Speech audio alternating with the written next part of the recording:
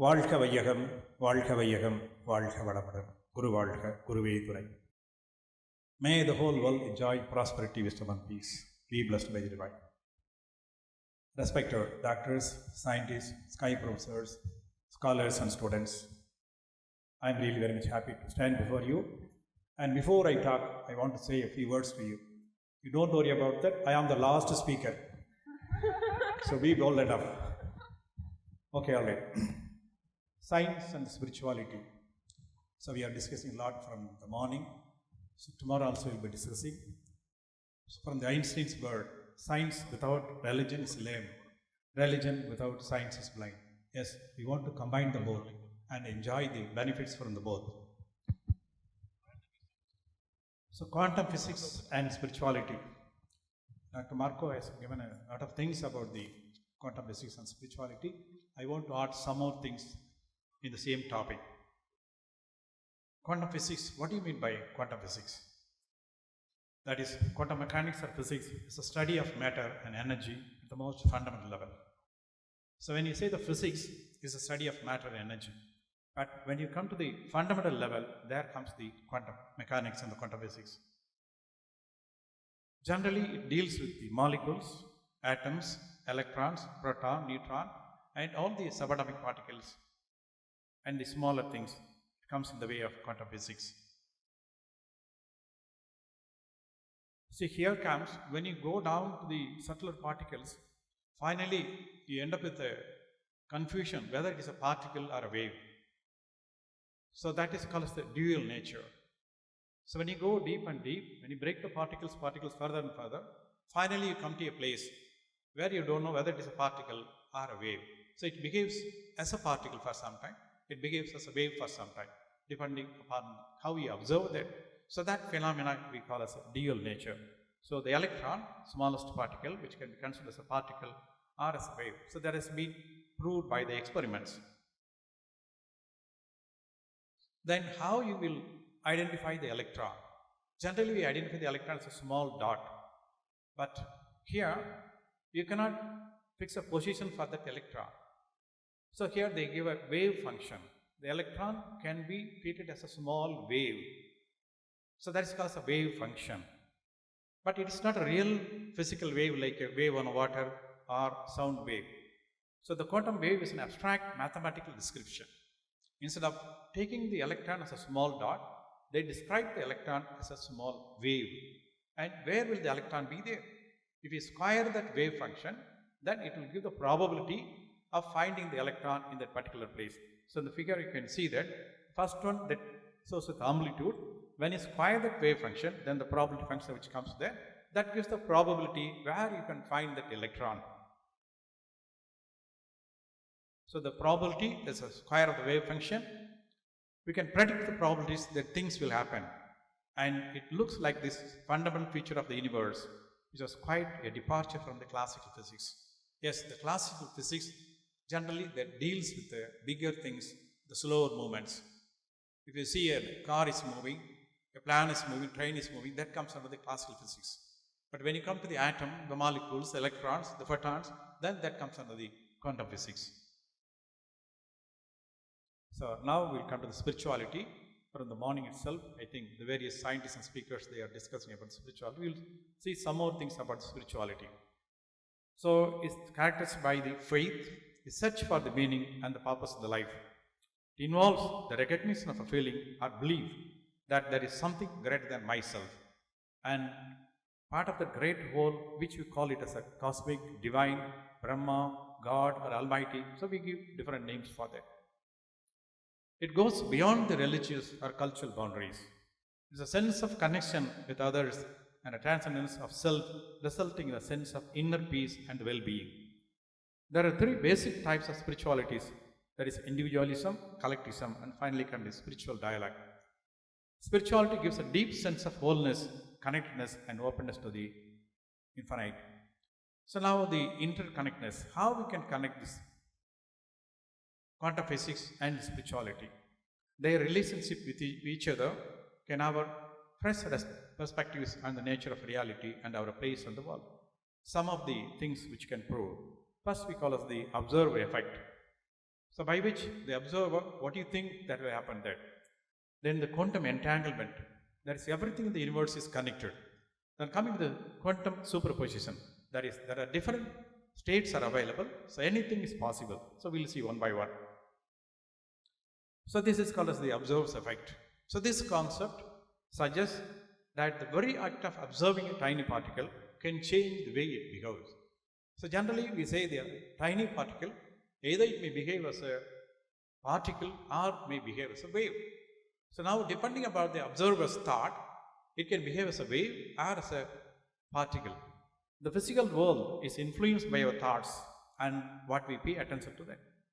The observer effect that is demonstrated through the famous double slit experiment. So you can see there is an electron gun and there are two slits. Generally when we imagine, then the same two slits may be there as a shadow on the other part. If the electron behaves as a particle, then you will be getting as a two slits on the other side. But when the electron behaves as a wave, then the wave goes to the two slits, and the two slits, they make us two sources, then the interference pattern is formed, then on the screen you get an interference pattern. The interference pattern will come only if the electron behaves as a wave. Therefore, this proves the electron can be a particle of particle nature or can be as a wave nature. So the idea is strikingly similar to certain spiritual beliefs. As you think, so you become. Yes, if you think it's a particle, yes, it is a particle. If you think it's a wave, yes, it becomes a wave. That can prove. So many spiritual traditions emphasize the power of our thoughts and intention in shaping our reality. So the observer effect in the quantum physics reinforces this concept, suggesting that our consciousness has a tangible impact on the physical world experiences. Then coming to the entanglement. This phenomena occurs when two particles become linked, so that the state of one particle instantly influences the state of the other regardless of the distance separating them. So two particles, they behave in the same way, whatever may be the distance, maybe of kilometer, of maybe of 1000 kilometer, 10,000 kilometer, the particles, they behave in the same manner. So it challenges our understanding of space and time, suggesting a fundamental interconnectedness exists throughout the universe. So interconnectedness is key tenet in many spiritual traditions, often promoting the concept of oneness or unity. According to these beliefs, all living beings and the entire universe are deeply and fundamentally connected. Quantum entanglement provides scientific evidence supporting this spiritual truth, demonstrating that everything in the universe is connected profoundly.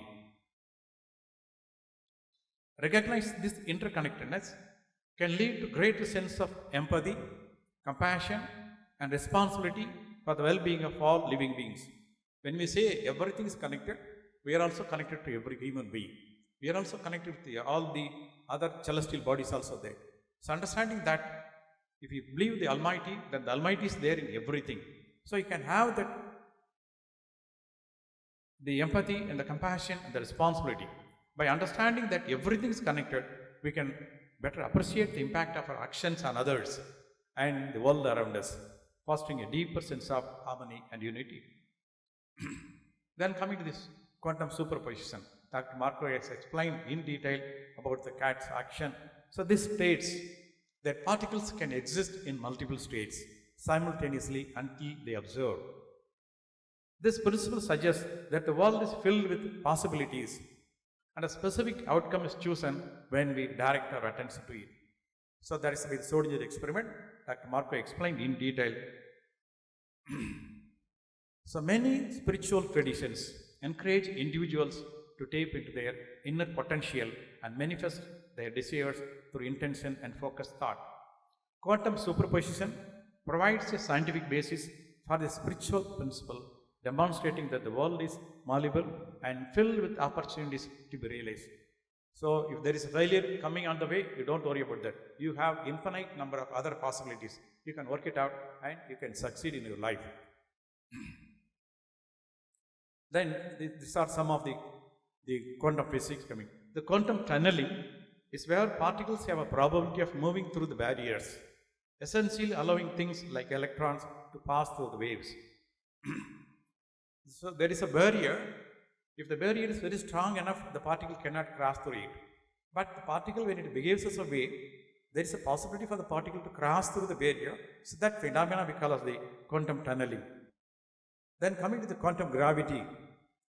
Generally, we define the gravity by the Newton. A mass attracts another mass. So in that way, the gravitational force is coming there. So quantum gravity is a field of theoretical physics that seeks to describe the gravity according to the principle of quantum mechanics. Gravitation is currently explained through the theory of general relativity, which makes very different assumptions about the universe at the macroscopic level than those made by quantum mechanics at the microscopic level. Okay, all right. So something about the quantum physics, what we have seen now. So it applies only to the particles, atomic size, subatomic size, and smaller particles. So where we don't know whether the particle is a particle or a wave. So that is represented by the wave function. The particle can be found with the squaring the wave function as a probability. So here you can see the lowest slide where electron is said to be a small dot. The same electron is represented as a wave in the other side. So all the things what we have said is given here.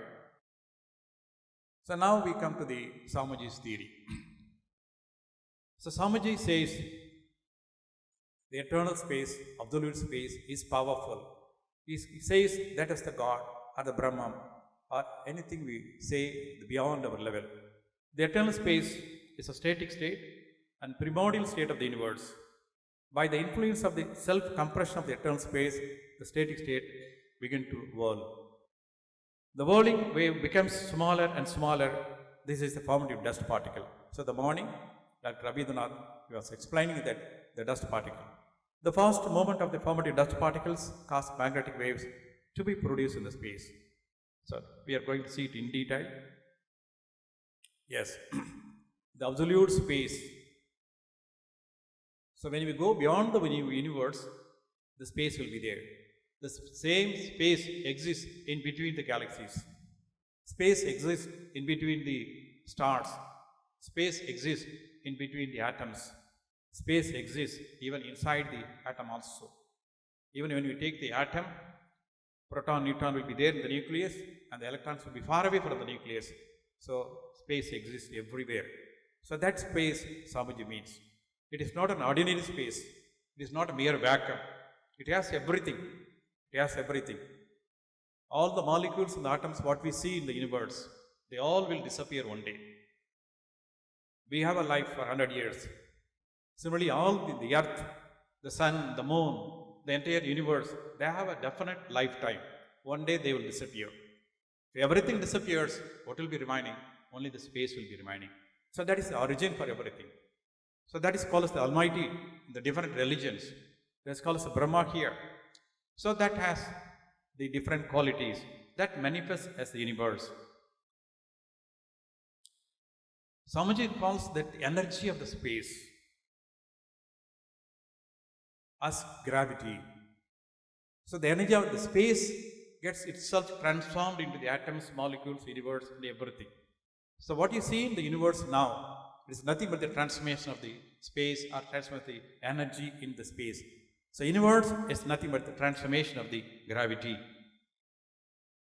Yes, when you want to define the space, it is infinite. All the things in the universe is finite. They have a finite boundaries.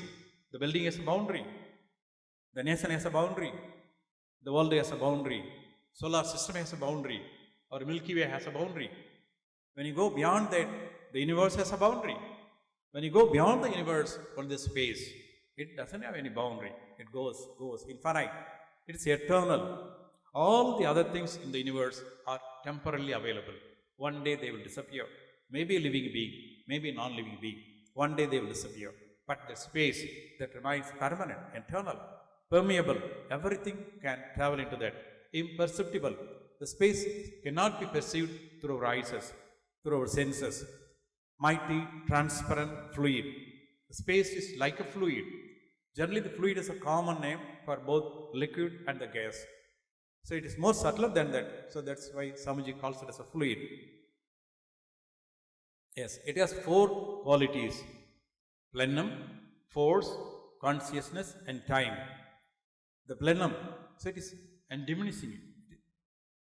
How many universes may be coming there? Electrons may be coming there, stars may be coming there.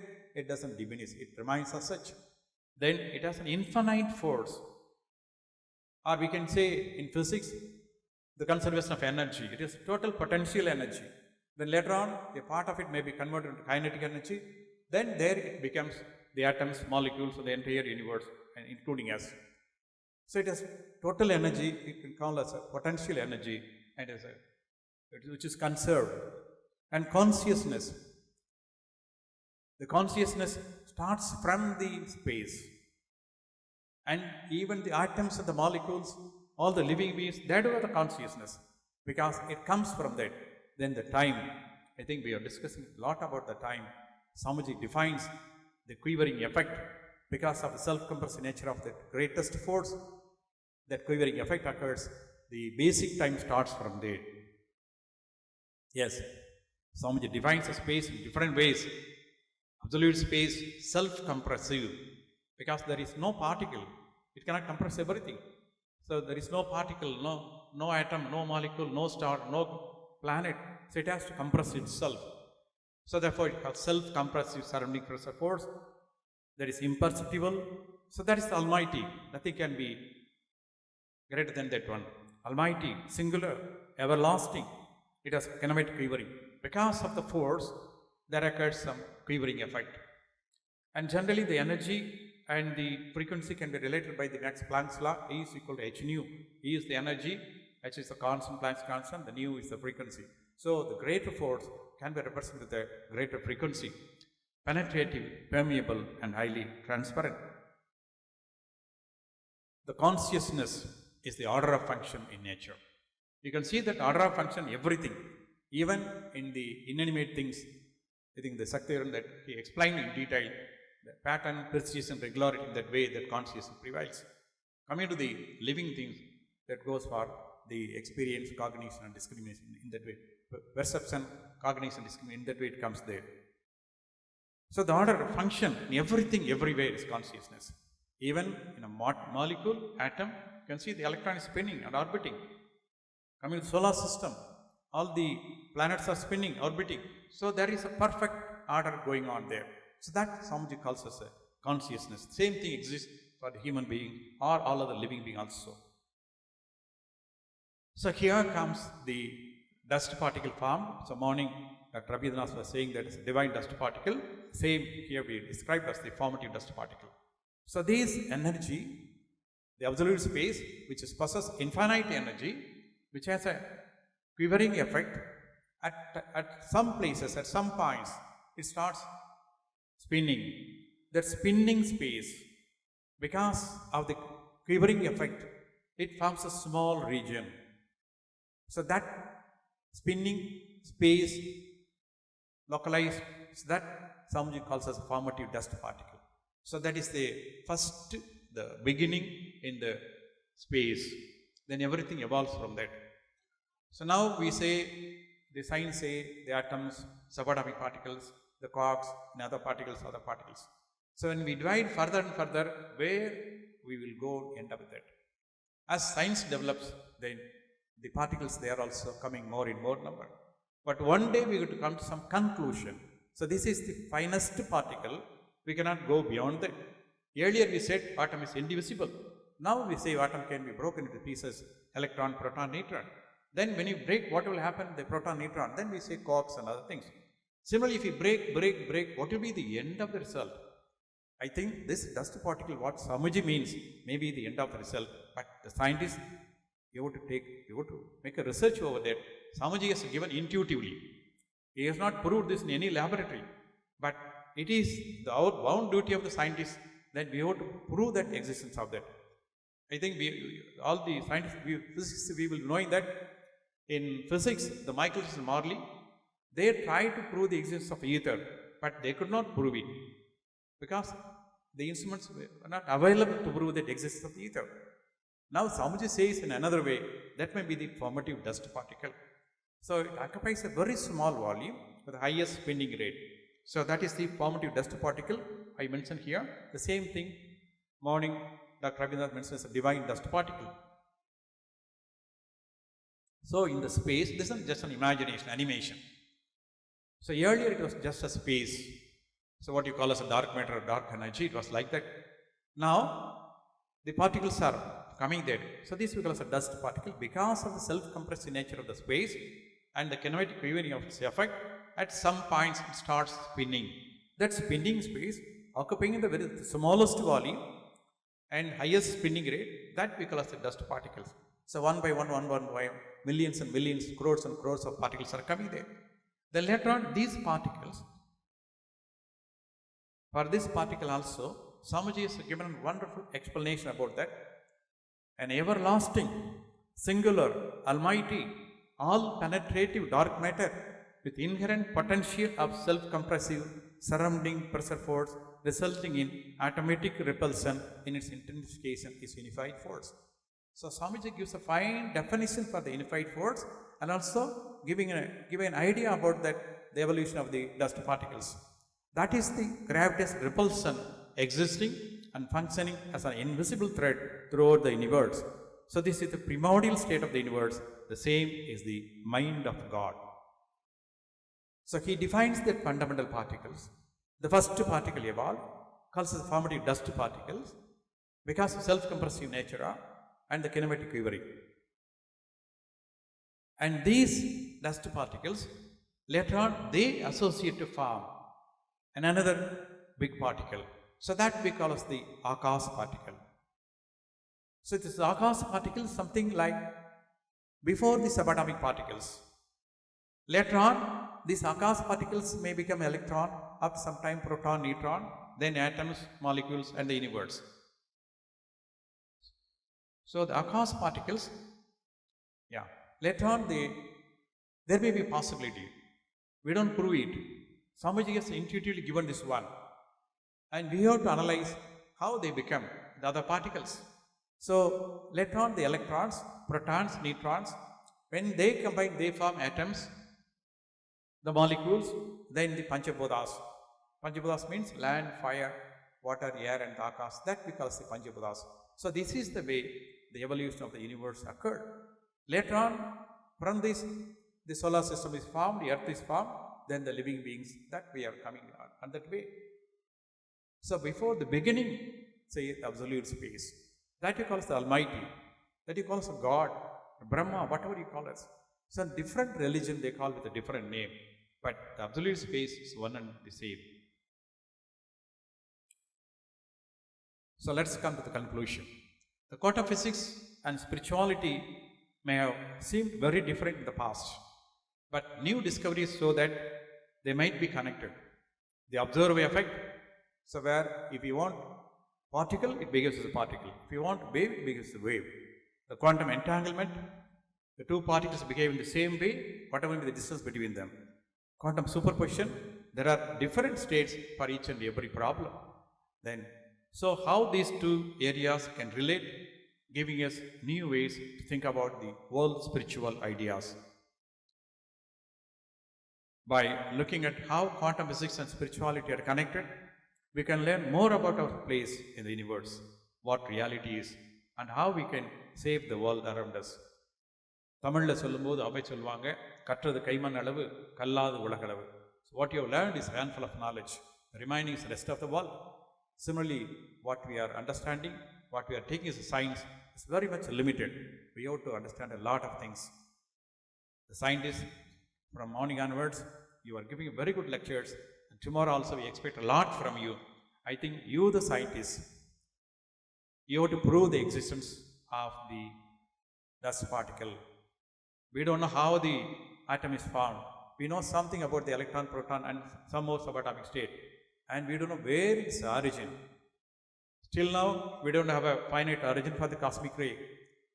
We are giving different sources for that. But there is an answer from Vethathiri. He gives the right answer for everything. Sometime back we have discussed about the dark matter and the dark energy. Yes, Vethathiri gives the right answer for that. But it is the scientist, you have to accept, you have to go through it. Don't accept directly. You go and verify it. In Tamil, Valluvar says, எப்பொருள் யார் யார் வாய் கேட்பினும் அப்பொருள் மெய்ப்பொருள் காண்பது அறிவு. Anybody can say anything, but you have to verify it and prove it. Then only that will be useful to the society. So with that, I am very much happy that basically being a physics professor, you have given a chance for me to give up quantum mechanics and spirituality, and I appreciate the efforts of the Marco also. He has given a wonderful lecture. Then the rest of things I am giving now. Thank you very much. வாழ்க வளமுடன், வாழ்க வளமுடன், வாழ்க.